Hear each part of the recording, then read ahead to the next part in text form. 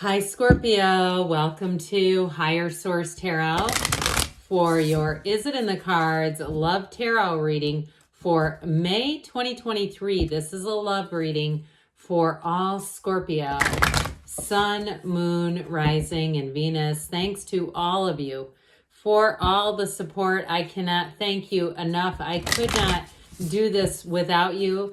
Today we are going to change things up a little bit and start things off with a love oracle reading, but then we will have a tarot reading and we'll have the angel answers. If you are new here, welcome. I post new readings on Friday, then again on Monday. So if a reading doesn't fit, just come back. In a couple of days, you can watch a new reading. Fridays are always a general reading, so those will bring in aspects of money, career, moving, travel, love, everything. Mondays are a different style every week. Today is the only day of the month that I do a love reading. Next week, it'll be something entirely different. If you like tarot and you like the channel, I'd love to invite you to subscribe to Higher Source Tarot. What advice do you have for Scorpio? Sun, Moon, Rising, and Venus. Whoa. About love. Let's get control. That's called losing control of the whole deck. We won't do that. All right. What else does Scorpio need to know about love? It happens, okay? All right. It's one thing to have jumping cards. It's another to drop half the deck. You have faith. Trust your faith in this situation. So for some of you, if you're in a situation or you're just kicking things off and saying, I'm out there looking and I know there's a match, keep on going. Forgiveness. Nothing is gained by holding on to past disappointment. So I do feel like they're speaking to somebody you're already in a relationship. You've got two cards that are supporting that.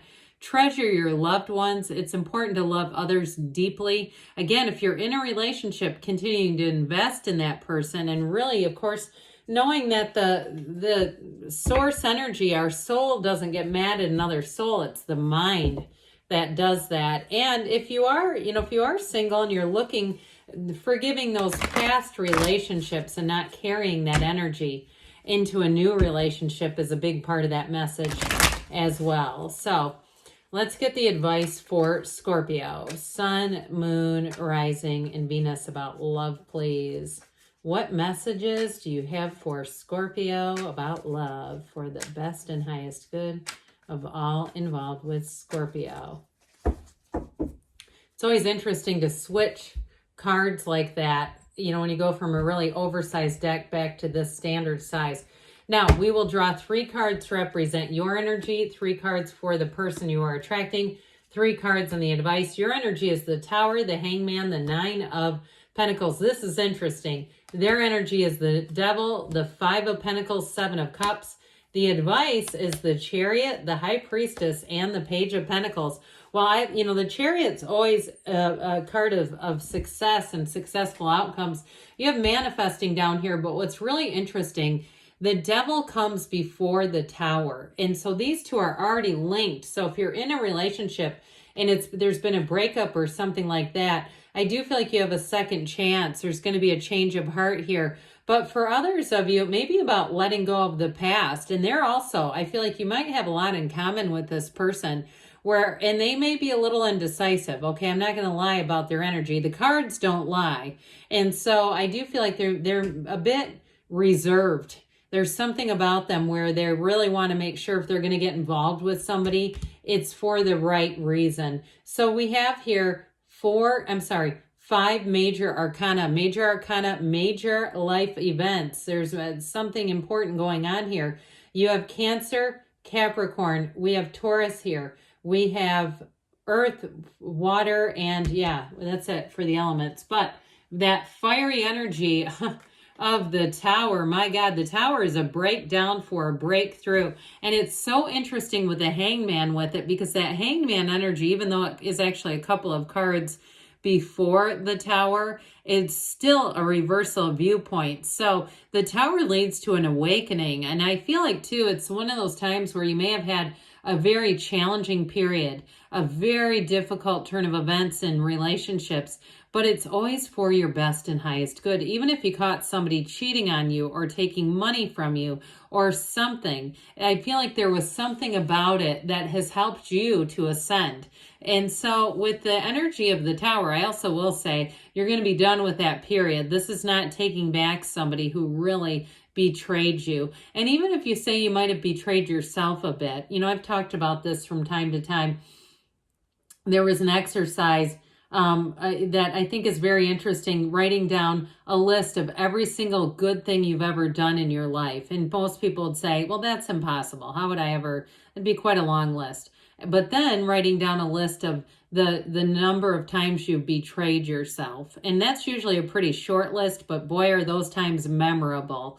So for those of you that had a relationship where you felt like you knew that was not the right person for you and you did not fully trust them, I feel like that was, again, that big breakdown, but it's oftentimes a spiritual breakdown, and that's what really helps you to ascend. So it's the end of delusions, and it's going to deliver you into a radical new life.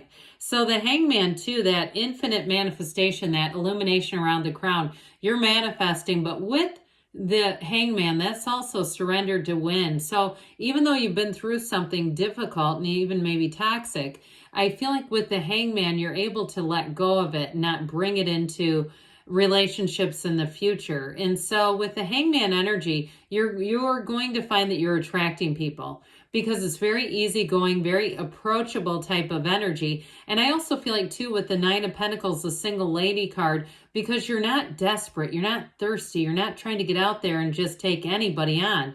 The people feel that, when people say, oh God, their energy was gross.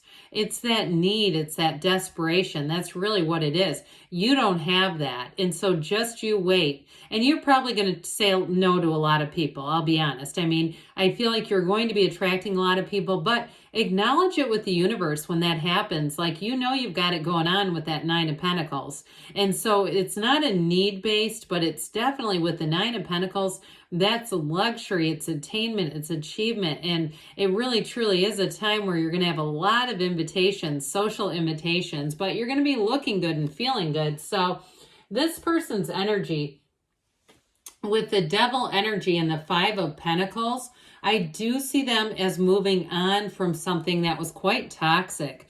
So they, like I said, they may be a bit guarded or indecisive with the Seven of Cups, because they've been through something, and I feel like they don't want to be dependent on anything, other people, or if it was some kind of addiction with the Devil energy. Now I would say if they are in sobriety and they've done some work on themselves, we don't want to pick up some addict who's in untreated alcoholism or drug addiction. That is not a good thing, or any untreated addiction. But I will say, even if they've had a past, some of the most beautiful lives can be born through the recovery process. So for somebody here, though, with the energy of the Devil, they also too may have a bit of a past in terms of materialism. And so they may have been turned upside down during, the period of the last 3 years where everything was a big shakeup with that Five of Pentacles. Whatever it was, they experienced some kind of an awakening, some kind of a big change. And so I do feel like they're no longer tied to that Devil energy. They've been able to move forward, but they've learned some lessons in the process. So the Seven of Cups can also be about manifesting. So whoever this is, they may be in the place too where they're trying to get their energy straightened around and manifest something that they know is available, something mature, a relationship. But like I said, they've been through a lot, and I do feel like they've learned what they've needed to. So they're not going to keep repeating these same cycles and patterns. But boy, they've had some challenges. There's no doubt about that. But again, like we were talking about, I do feel like they appreciate because of that. So the energy, now if we had their energy and the advice, I don't know, that would be a different reading altogether. But with this, that Chariot energy, and of course I like the Page of Pentacles there, because it's somebody who is really going to appreciate relationships. And I do feel like it's mutual. It's going to be two-sided where the both of you really say, I understand the difference between need and love, between abandonment and love. And so with the energy of the Chariot, that is law of attraction energy. It's very much a protective energy and a mature person coming in. So maybe both of you who are a bit guarded, where you want to make sure if you're going to invest your time in something that it's the real thing and that it has potential. And I don't mean picking people who are projects where we say, oh, they've got potential, but somebody who's already got it together. So with the energy of the High Priestess, I mentioned before, follow your instincts. That High Priestess, you've got the lotus flowers, but you also have 4 different moons. So I do feel like it's a new cycle, a very mature new cycle that tells you you're going to be in the right place at the right time to meet somebody. And with the yellow in the background of those 2 cards, that's blessings. It's bringing in the right person for you at the right time. So I do feel like this is a relationship that's going to grow and evolve. It's very mature energy. You may find too that you can be with this person in silence and it's not uncomfortable. And if somebody here, if you had a person that was a real talker in the past and you like a little bit of silence, but it's like the person was constantly filling the space with talking, I feel like this person is going to get you. In those of you, again, that you need a little bit of downtime from that, they're going to get that. And they're really going to be somebody who intuitively understands you. There's an energetic connection, no doubt about it. So let's see, Scorpio, what the angels have to say for you about love. Messages for Scorpio about love. What advice do you have for Scorpio about love? Okay, messages for Scorpio. You have improving health, so mind, body, spirit. You have no need to worry. That doesn't surprise me. If you believe, ask, believe, receive. No, there's 8 billion people out there. You're ready. And they give you a yes. Good things are on the way for you, Scorpio. I love you too. Yes, it is in the cards, by the way, and I'll be back again soon.